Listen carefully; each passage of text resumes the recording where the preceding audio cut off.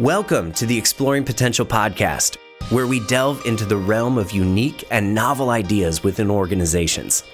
Join us as we uncover the driving force behind innovation and success by engaging in thought-provoking conversations and stories with some of the brightest minds in various fields. Hey everyone, thanks for joining us and welcome to the Exploring Potential podcast. I'm your host, Brett King. Today we're going to cover an exciting topic, which is innovation, and we've got an equally exciting guest to discuss this with. Innovation is simply the process of creating and developing new products, services, or processes with the aim of improving efficiency, effectiveness, or a competitive advantage for our organization. When we innovate, we're basically finding solutions to existing problems or to meet unaddressed needs in the market, often leveraging advancements in technology to do so. This process of modernization brings multiple benefits to organizations, like boosting productivity and efficiencies, creating new business opportunities and revenue streams, creating a competitive advantage in the market, or providing additional value to our customers, which fosters greater loyalty. Innovation doesn't come without risks and uncertainties, though. There can be these unpredictable ROI, exposure in market timing, and culturally speaking, there's the potential resistance from customers or employees. So how do we maintain a practice of innovation while mitigating these risks, keeping customers happy, and importantly, maintaining our company culture or traditions and staying true to who we are as an organization? To answer this, I want to feature a company today that lives this firsthand and share what they've learned through this process. Classic Cinemas was founded in 1978 by the Johnson family and is now run by CEO Chris Johnson. It is the largest Illinois-based theater chain with 137 screens and 16 locations. While many Classic Cinemas locations are historic downtown theaters, much like the name might imply, each has been meticulously renovated to highlight its character and upgraded to the latest technology to create the ultimate guest experience. Having received numerous accolades for business excellence, preservation, community service, and accessibility, Classic Cinemas endeavors to be the hometown theater of choice.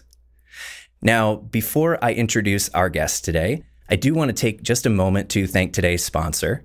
Today's episode of the Exploring Potential podcast is proudly presented by Cinetrain, providing the highest quality employee training, onboarding, and development solutions for cinemas across the U.S., Canada, and Latin America. Cinetrain helps cinemas attract and retain top talent, standardize onboarding and training, and increase revenue while decreasing operational costs. You can learn more at cinetrain.com. Now, I'm thrilled to welcome to the show the CEO of Classic Cinemas, Chris Johnson. Chris loves this industry and has dedicated the past 43 years to it, from being a teenage usher to becoming CEO. He takes a hands-on, respectful approach, which includes a willingness to listen, ask questions, and share his opinion. And when I say hands-on, I have to tell this story. I was visiting Chris at one of his locations a few months ago, and a customer wanted to buy a beer, but staff were tied up. And he left our meeting mid-sentence, got up, got behind the counter, and served that customer that beer. That's just the kind of guy Chris is, and exemplifies how passionate he is about his guests and staff and the experience they create at Classic Cinemas. His active participation really represents all the participants for the betterment of the cinema industry.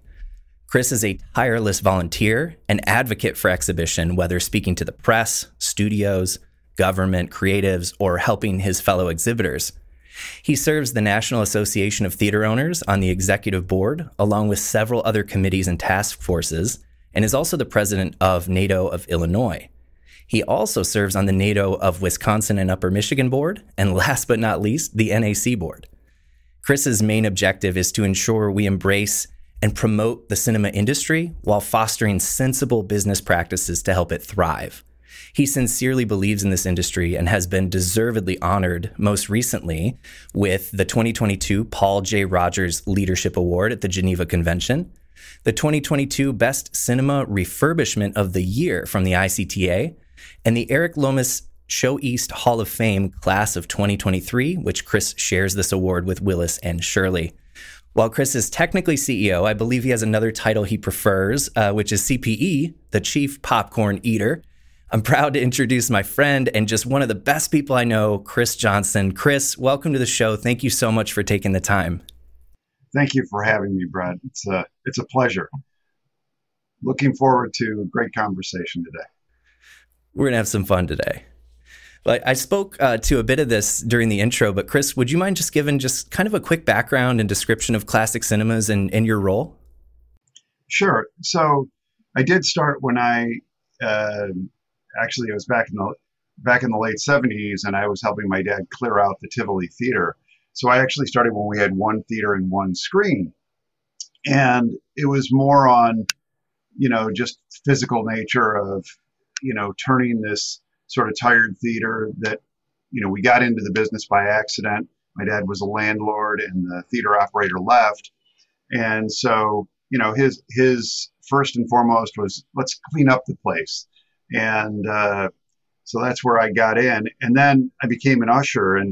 But it was kind of interesting when you come into a business that you don't know anything about and you didn't really purposely get into it. And so, by that, owning a property and having somebody leave, and you really can't do much with a theater except run a theater. We learned all of the nuance of the theater hands-on, and even silly things like,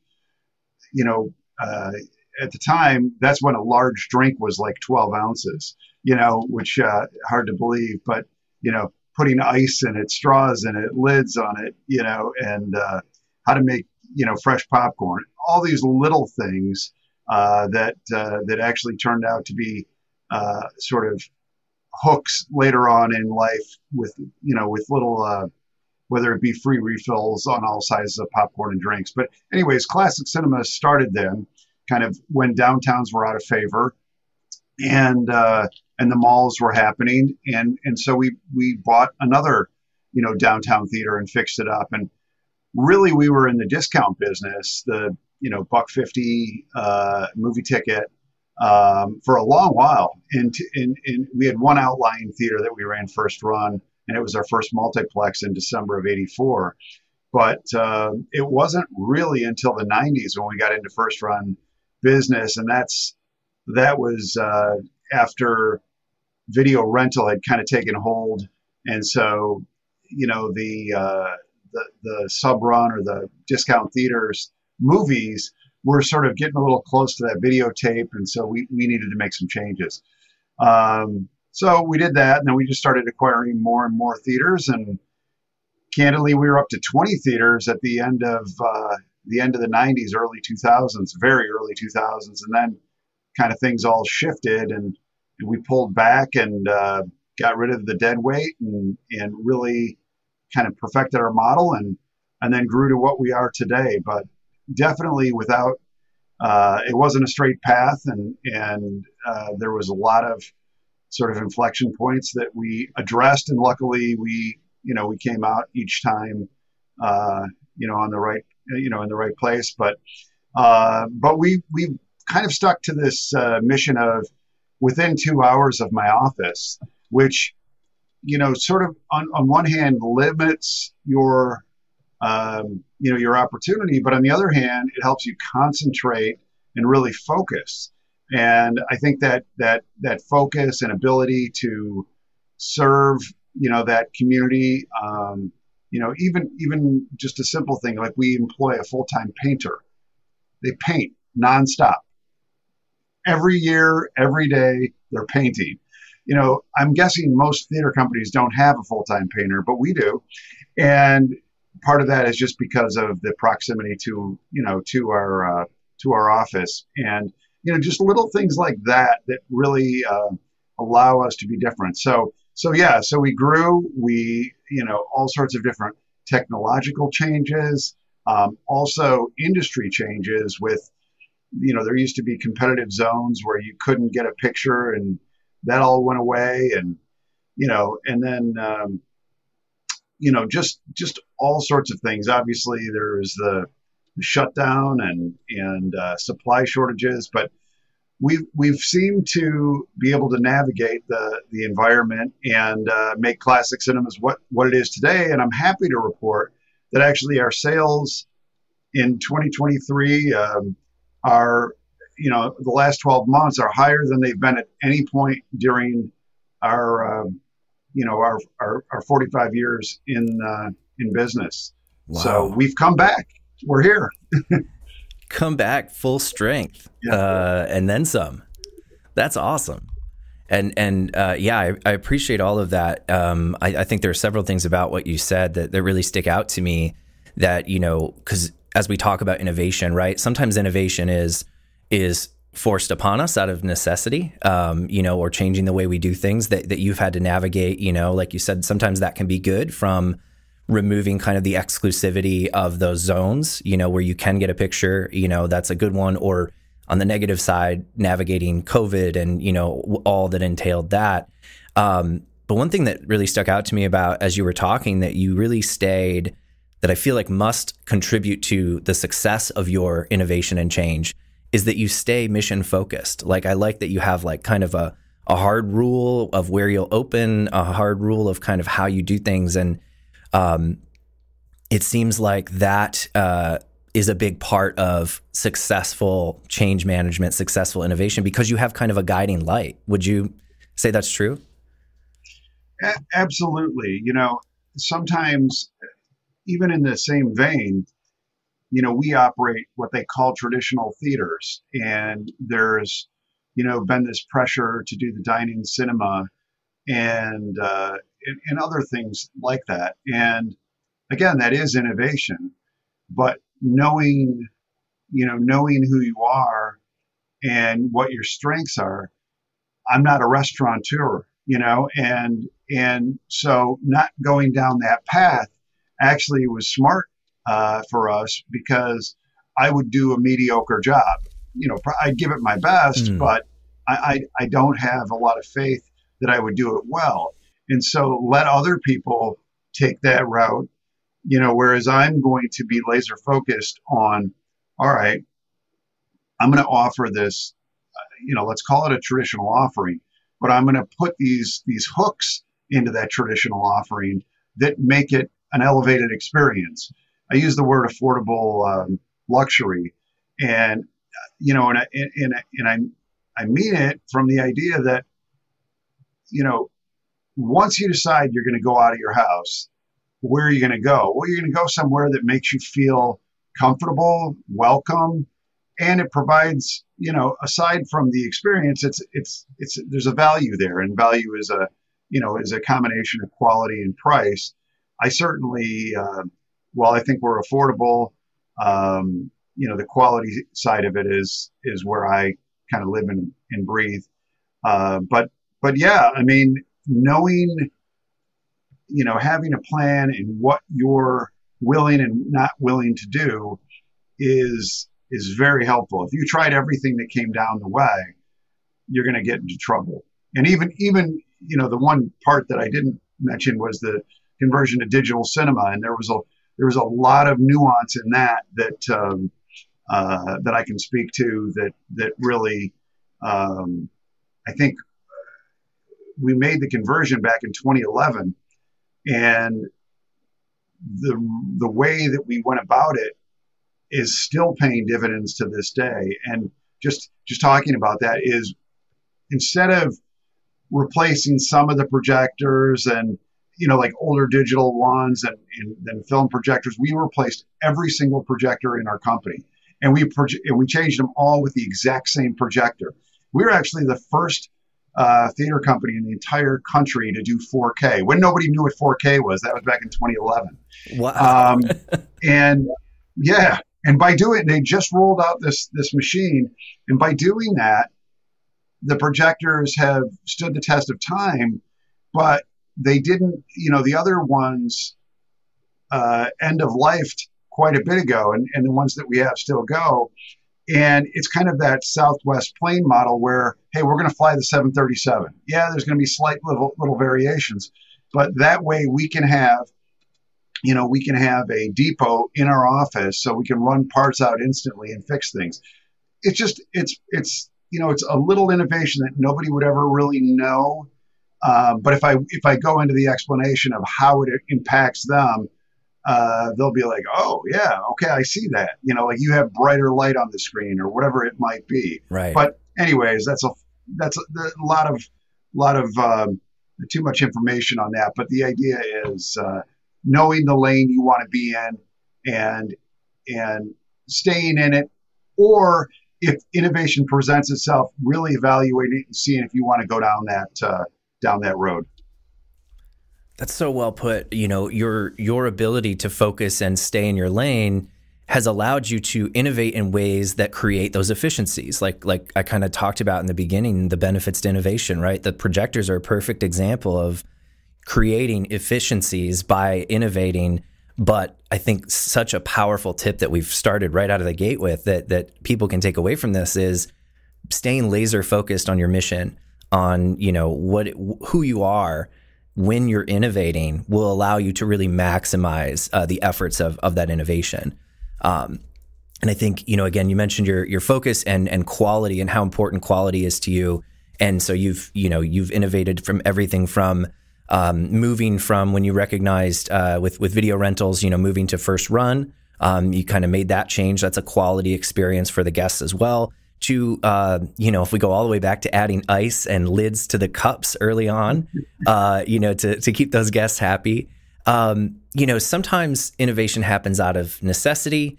Sometimes it's an opportunity that we recognize, but either way, every industry is impacted by it.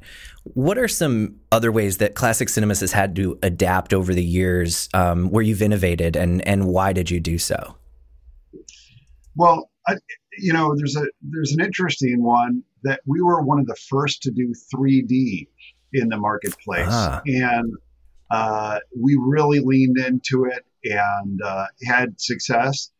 And then as we went down the road, there was a little bit of pushback because some of the product that was being released really was just kind of a money grab rather than adding to the experience.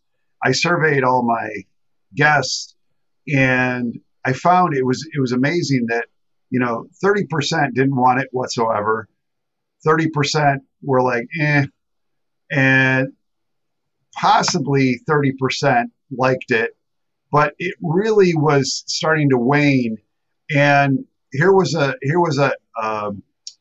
innovation that I was all in on, and I realized I need to put less 3D shows up there and kind of go the other direction. And so that was kind of an interesting one because again, I'm a tech head and I was going down that road, but I listened to the guests. On the same token, another one, probably the biggest one in the last 10 years, is the recliner boom. And a lot of people are like, doesn't make any sense. Why would you cut out 2/3 or half of your seats to put in the recliners? And we looked at all the numbers and the performance, and we went ahead with it. And we found great success. But even in that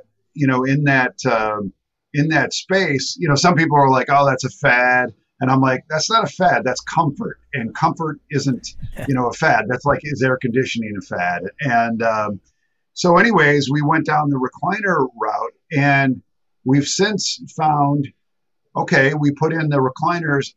Now, how do we clean under the recliners? So then we had to innovate in how the recliners were made, and we worked with the manufacturers to have them open in mass so that you can clean them and flip them up, and then as time goes by, the heads, the headrest wears out, and how do we innovate in making them modular? So I would say we're probably on our Gen 3 or 4 on the recliners. And we put so much energy and money into those. Actually, that's one area where we probably spend more than I think any other circuit, even with little bells and whistles like putting in the power headrest. It's like $130 option that most people are like, whatever, until they sit in it and they just go, this place is extra comfortable. It's extra nice. We have heat everywhere. And yeah, so I mean, and the numbers don't lie. I mean, you cut out, like I said, the majority of your seats, but your efficiency goes way up. And then with the efficiency going up, or the occupancy, then people are planning their night to the cinema. And so they're buying tickets in advance and they're creating demand, and that demand creates more demand. So then you're doing more online ticketing, which again helps you understand how these movies are going to perform, and then you can staff appropriately. But the idea is we weren't scared. Just the idea of losing seats seemed like a horrible idea.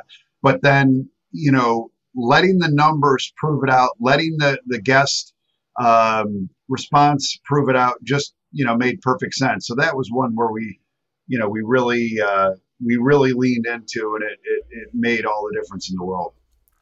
And it worked out. That's a great example, and I think, like we've talked about, innovation is not without risk. And it sounds like, with the 3D situation you described so well, right? That was one where, okay, first to market is not always handsomely rewarded. Sometimes it is, and other times you start to realize like, oh, there's some other things about this.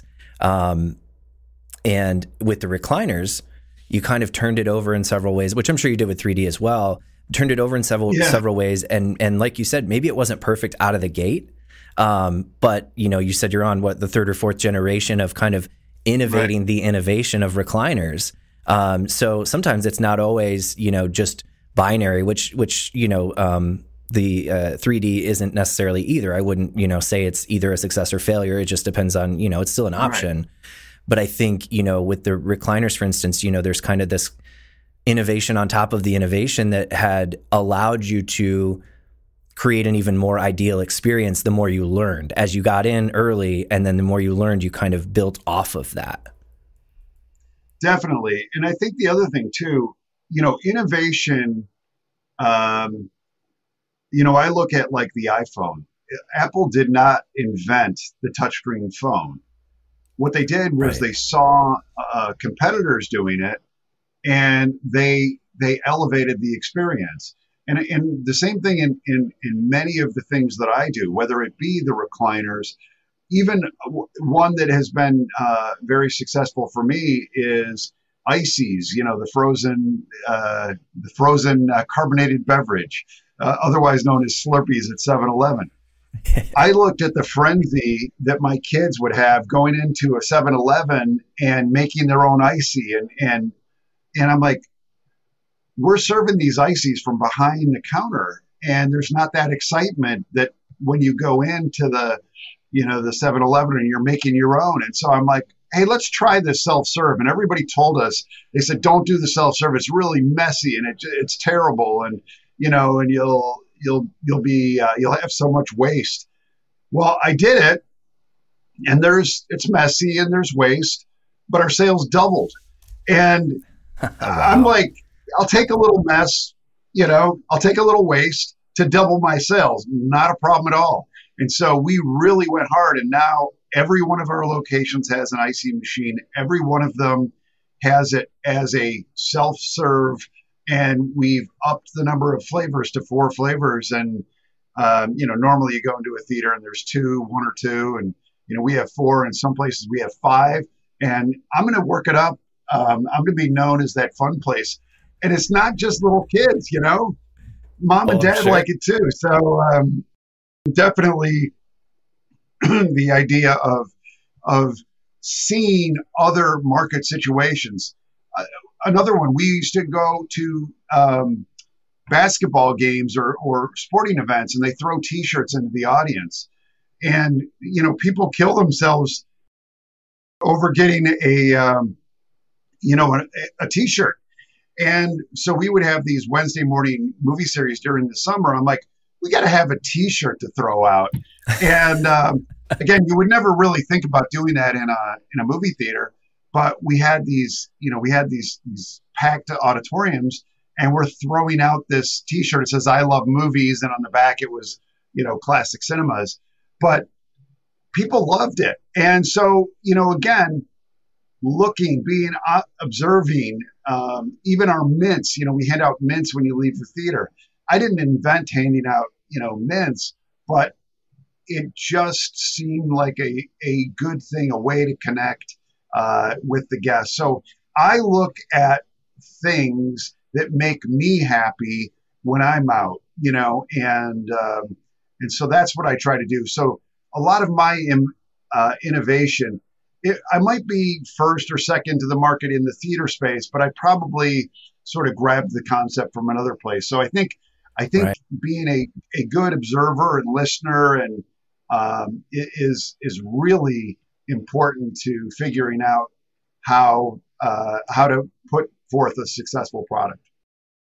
Absolutely. Being a good observer and listener. I mean, I think about the examples you just gave from the change of where the icy machine was located to something as simple as throwing out T-shirts, right? And it's a great reminder that innovation isn't always as huge as, we're going from analog projection to digital, or we're replacing all of our Right. seats. Sometimes there's these minor changes that we can make that make a huge difference, that if you're paying attention, you can capitalize on. Again, I would argue, I mean, I'm sure it's not as easy as, as said, but, it seems like a simple move from behind the counter. You're not even changing the product. You just move it to in front to enhance the experience of the customer. Like, it's a very simple concept. Or the idea of, I imagine you must have been at a White Sox game when that idea came to you about the T-shirts. Yeah.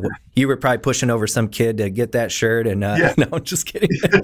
But these are simple ideas that your observation and listening allowed you to capitalize on. Well, another one that was a policy innovation was we used to give free refills on our large popcorn.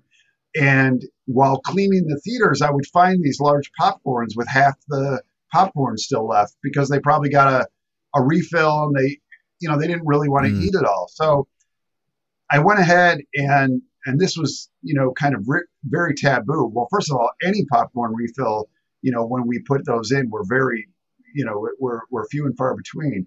But we made free refills on every size drink, popcorn, and ices. But the idea was on the popcorn, why lock them into the large popcorn if they really only want a small?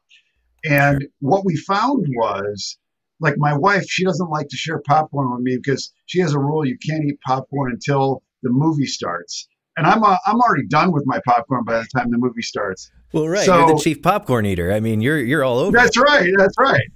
So she might buy a small and I might buy a medium, and that's better than me selling a large. So the point of it is there was less waste, higher sales, and higher satisfaction, all because I was looking and seeing these half full popcorn things, tubs, and same thing on the drinks. Yeah. Who wants to really, I mean, I don't want to say who wants to share a drink, but why not, rather than encouraging two people to buy a large and share, let's let them get what they want. So it was just a small observation that led to higher returns.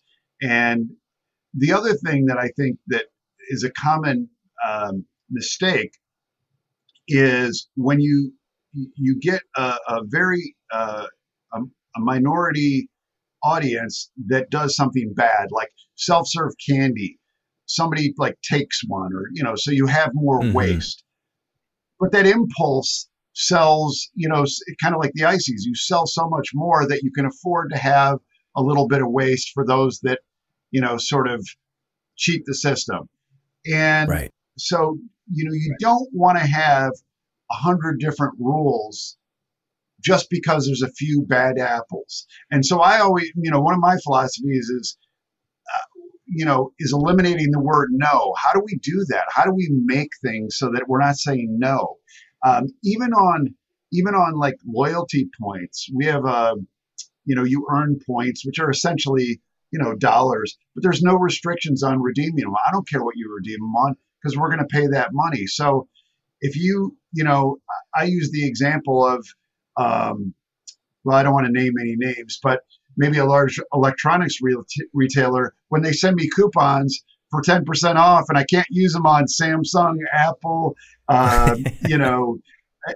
Google, and I can't use them on any of the products. And they're like, oh, you can use it on small appliances. Well, I don't need another toaster. So my point is, don't give out something that has so many restrictions that just makes you angry. So my point is, we should make things easy. I mean, that's really what we should do, is make things easy, eliminate the word no.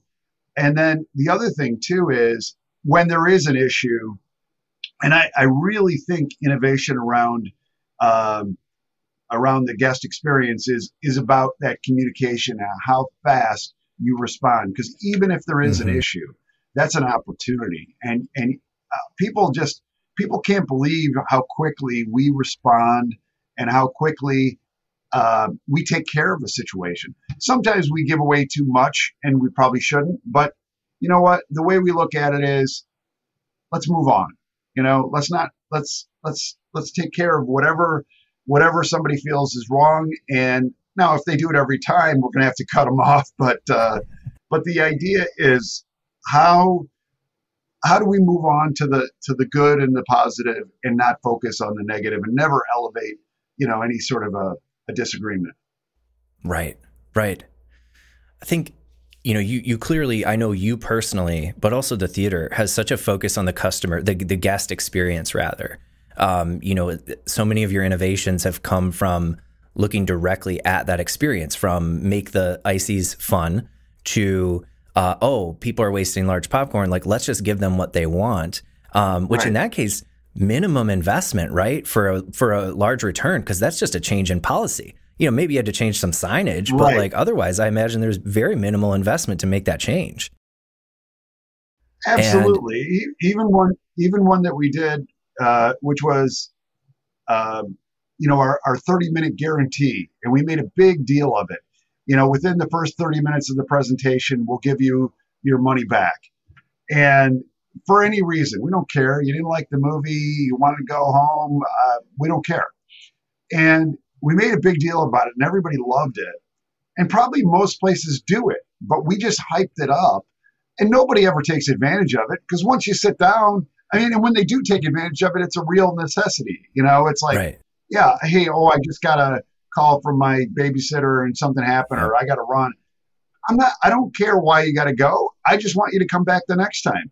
So here was another idea that we were doing anyways, but why not advertise it and let people know, hey, it's not, this isn't a commitment for life. You can, you can definitely leave if the circumstances warrant. So again, another just these little teeny tweaks that you would do anyways. Why not formalize them and let the guests know that you have them in your best interest.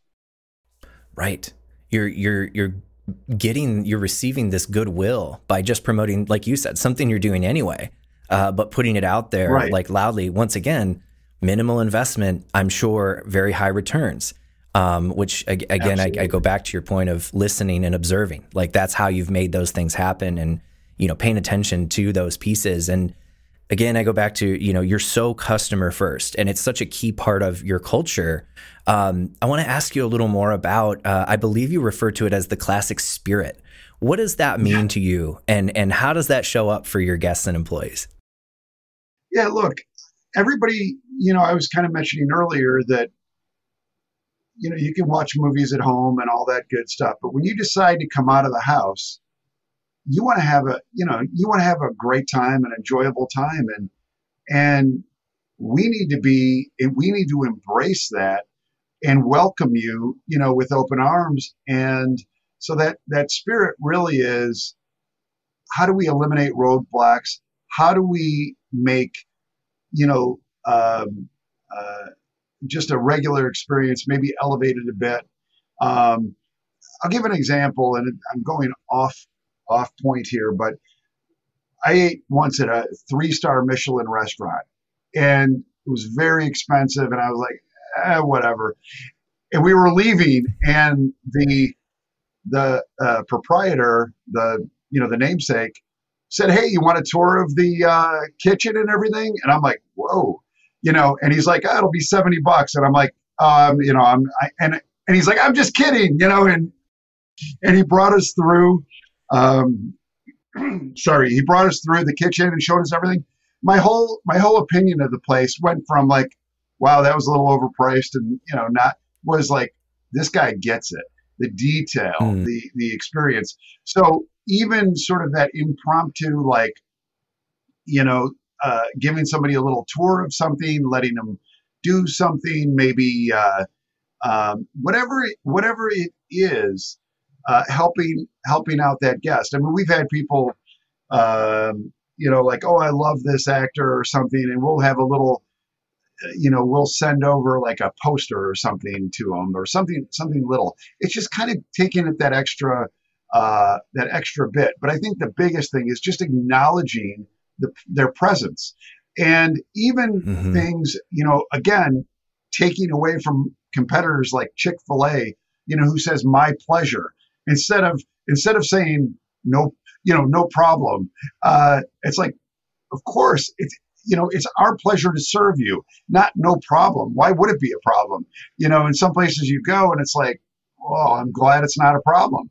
And whether, like I said, like Chick-fil-A or Culver's or some of those that have this very high level of service, or even going back to, now I'm getting off track, but like In and Out, just they keep things simple, they're efficient, they're very nice, they're communicative, and that's where we want to be. We don't want this to be a job. We want this to be good for the guest, good for the employee. And I think you have to serve your team and your guest equally in order to achieve that result. And hey, what better industry? You're talking about movies and cool things that while eating snacks. I mean, that's really it. But yeah, that It's just classic fun. spirit is really about how can we just take it up a notch in a good way, and not let you fret about anything. Right. I love that. And I think, you said you were getting off track. I think you're right on. Because I think there's this, being so service minded and this idea of this human touch, right? And I'm really interested to hear from your perspective. That's such a core part of the classic spirit, this guest experience, this human touch, the employee experience too. It's about people. And a lot of times when we talk about innovation or embracing new technologies like automations, AI, things like that, or even I'm thinking of even like online ticketing, right? Where there is a human component to that. And there's many benefits to that innovation, obviously. There's also a human component to that piece that probably gets a little bit lost. So how do you find that synergy in embracing these new ideas and new innovations, but also maintaining that human touch? Yeah, so that's a really good point. One that we work with, regularly. Going back to the online tickets, it's pretty straightforward, but you do have people that encounter problems. So how do you have a support center that can take care of those issues, whether it be a phone call, and not hitting an automated Ah, call, talking yeah. to a live person who's local and who actually understands, the whole process and can get to you to the right place. The other thing, I'm a fan of things that can help expedite, service and take, issues out of the equation. But when it comes to that last mile, that last interaction, I want it to be face to face. I want it to be like, you know, look me in the eyes and say, hey, thank you again. And it's a pleasure, serving you. And And, here's a and so I mint. think yeah, and here's a mint on the way again. The mint that's kind of a reflection of my philosophy of how people treat you when no money's being exchanged. So you really Yes. know they don't have to do this. This is, we do care about you. We do want you to come back. I mean, like when you're on an airplane and you leave and you're, bye bye, bye bye, they used to have a skit, on that, like on Saturday Night Live. But really, if you do it with sincerity and listen, I think it makes the difference. But I don't want the experience of going to a movie to be so robotic and so and lack that human touch, because then I think you really just kind of isolate or you eliminate the reason for going. And, Hmm. I still believe the reason to go to a theater is to kind of share this collective, uh, um, viewing with others. But it's also once you go in that room, you just want to be, you want no interruptions. So that's one of the reasons we don't do food either. Is I don't want a server walking by and or a robot walking by or whatever they do, um, serving up the food. I really want that full offline 2 hour vacation, and then when they come out, they're you know they're re-engaged with society, and hopefully we're there to put a smile on their face and recognize them. Not everybody comes as a couple of family. There's definitely people that come all the time, by themselves and develop a rapport with our with our staff.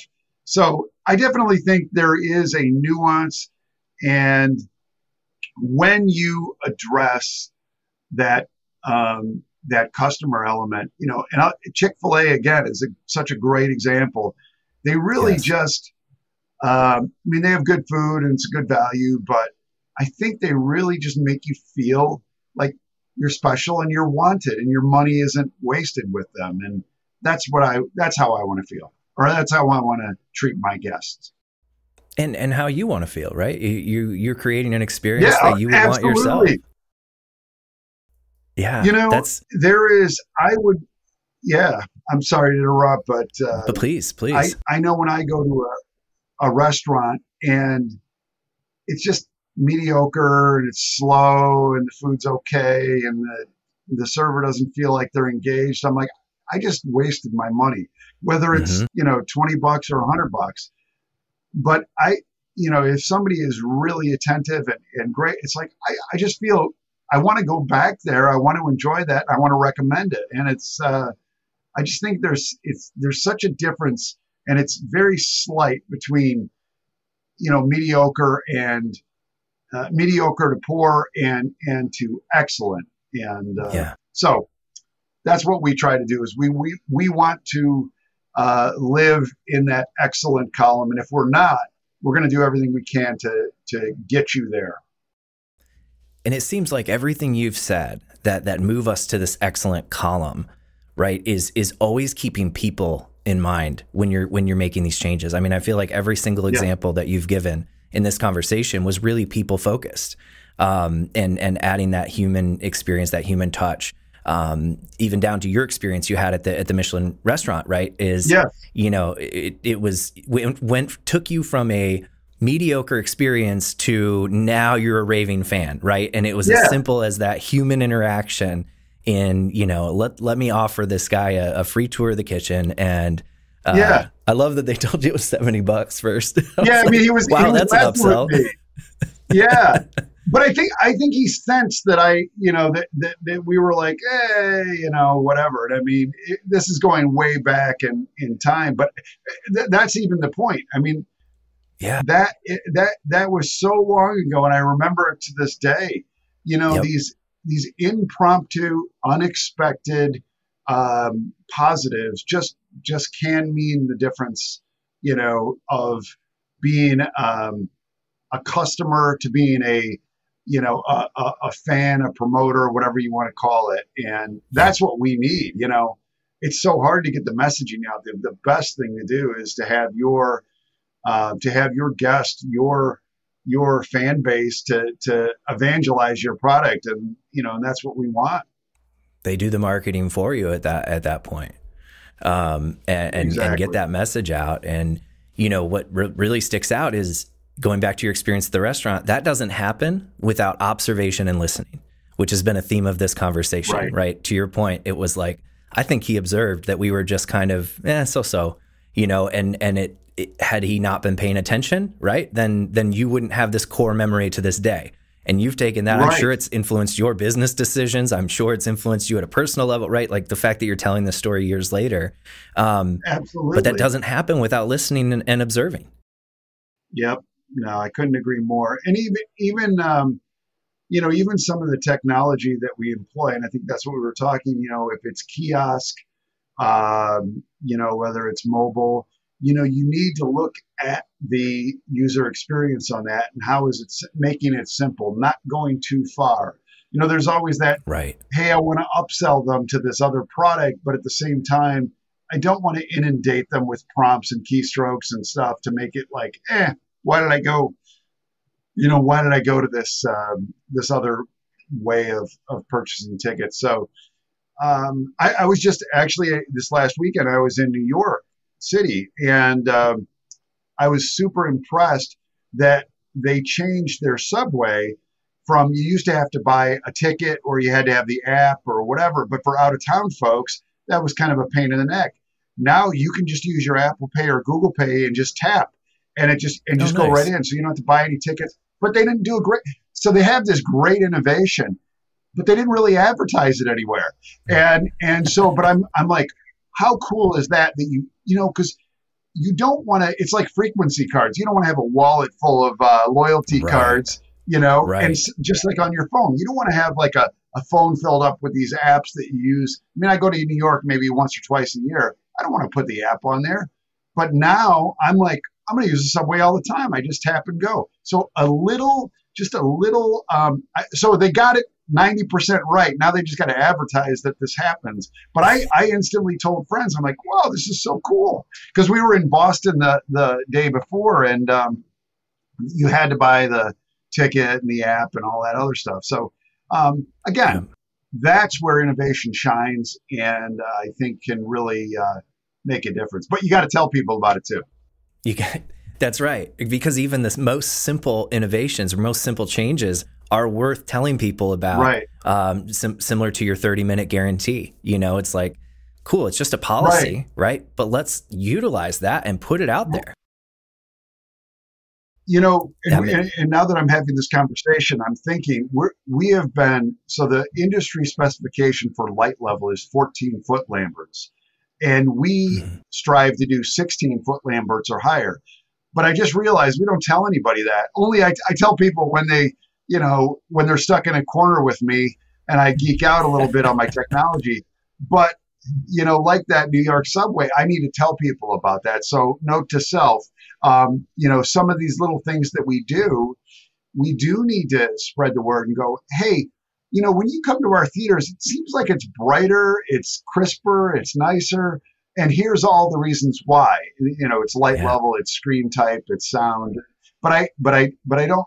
I just go, well, I'm just giving you the best. I don't really tell you about it, but I need to communicate that. So, it's the innovation plus the marketing or the communication side of it. So, note to self, I just got something from this. Thank you. Yes. There you go. There's your next marketing campaign. I love it. It's such a powerful point. Exactly. Though, because these are things you're doing. And I think that's something else that many people can take away from this conversation is there's probably many things that you're doing that are innovative that you don't even tell people about as a business owner, as a director at a company, right? There's probably all these little touches or little things that you're doing that could make a profound impact if you promote them or market them. Yes. That's interesting. So I got it. Yeah. You know what? Task. Yeah. Job There's your one. task. We've got the next ad campaign ready for you. Yeah. Oh, that's awesome. Chris, this has been such a pleasure, such a great conversation. Before we move on to our next segment together, is there anything else that you want to add on this topic of innovation, customer experience that that I haven't really asked you about or you haven't had the chance to express? No, I think that, and again, I definitely, the sort of constant improvement, I think is, we all say it, and I need to do a better job of it, but just, recognizing what you're doing and evaluating what you're doing and not getting complacent. And I think that is probably the most important innovation is that listening, changing, feedback, that full circle moment. And you want to get people that are aligned with the way that you're thinking. we have this, and again, another job for me that I gotta finish is, the best first job ever as far as recruiting people. Our business is all about operations. It's all about the service. Yeah, I can do all of the technology stuff and all that, but it fails if I don't have the right front, the right person who is the face of my company. So how do I how do I get how do I recruit, train, and um, and attract the right employees so they can come and work for me during high school and college, or they come to work for me high school, college, and then make a career of it. So, Right. I would say that our um, that our level of innovation uh, has to be bundled in the idea of the people side and attracting, retaining, training this group, and that's very easily said, very hard to do, but you got to just keep working at it, and so that would be the one point that I think will be the differentiator, because the other stuff is semi commodity. I mean, you can see whatever movie is the hot movie. Dune 2. You can go to Dune 2 anywhere, but Right. I want to go to the place where they have people that really are excited to see me and are and the operation is solid. So I'll just add that point. Right. Yeah. Who embody the classic spirit. I think that's something, again, that exactly. everybody can take away from this, at a cultural level, your values, who you are at your core. Yeah. That's so critical, because your frontline employees, in this case that we're talking about, they are the representation of your brand. They are who your customers experience as Classic Cinemas. Yep. Yeah. Oh, that's Exactly. great. And Well, don't Chris, take I want to yourself too thank you. seriously either. That's the other thing. Wow. Yeah, that's just good life advice, right? That's where your chief Yeah. popcorn eater title comes from, right? That's Yeah. I love that. Yeah. I can't thank you enough for taking the time out of your busy schedule to sit down with me today. This is the part of the show where I do like to just pause and give you a few moments to plug whatever is most important to you right now. If there's a company, initiative, idea, whatever that is, I do want to give you an opportunity to speak on that. So I want to sell the idea of being nice to each other and recognizing people that have a need, and stop and listening to them, and just try to give them a helping hand. It doesn't always have to be money. It might just be listening. It might involve something where they need help getting somewhere, or navigating whatever it might be, some financial thing or a doctor thing or something. I just think that the other thing is recognizing, no matter what level an employee is at, or a person is at, super successful or not successful at all, everybody is equal. And I just think that taking that moment in time to recognize them makes everybody a better place. And even though we have differences, look, there's a lot more that we have in common. And so let's embrace that. So that's not a plug for anything other than humanity, but I think it's important, and it just really that I think is what I'd like to plug. So there you go. That is important. That's so important, and I appreciate you taking the time to just call that out. I think if we all took a moment each day to recognize that humanity factor, we'd all be better off for it. So the fact that all the listeners and viewers get to hear that as a reminder today, and that's what you chose to spend your time giving us, I appreciate that. I think that's really powerful and a great gesture. That's awesome. Well, thank you very much, Chris, for your time today. Again, been an absolute pleasure. For our viewers and listeners, for more information on Classic Cinemas, you can check them out at classiccinemas.com. Couple of core takeaways I just want to recap. So number one, as far as innovation goes, it's a lot easier and a lot safer to innovate when you have a great focus on your mission, laser focus on who you are. Another piece is observing and listening. It's a critical part, especially to your guests, your employees. You're going to be inspired, whether it's catching a t-shirt at a baseball game and realizing, hey, we could toss those out at the theater, right? It's sometimes as simple as that, but it doesn't take place if you're not actively and intentionally listening and observing. So I think that's another great theme. Another one is balancing these innovations and especially technology with the human touch, or even allowing the human touch to inspire those innovations, but at minimum, keeping the human touch in mind with our innovations to ensure it doesn't get lost for both our employees and our customers, right? And the last piece I'd say that's another powerful takeaway that we kind of landed on at the end here is there are probably many things that your organization is doing that are innovative that you just do. And it's time to promote that. Let's talk about that. Let's market that. Our screens are brighter, and that's Chris's new ad campaign. So I think that's such a powerful takeaway as well. There are things that we're doing, or very simple things that we can just talk about the fact we're doing them and get that goodwill. So fantastic episode today. I really appreciate Chris joining us. I want to thank our listeners and viewers for tuning in. Don't forget to please like and subscribe if you're getting value from this content and these awesome guests like Chris Johnson. And this podcast can be found on Apple, Spotify, wherever you get your podcasts. It's also on YouTube. So please like, subscribe, leave us a rating, a review if you like what you're hearing, and we'll see you next episode. Thank you all.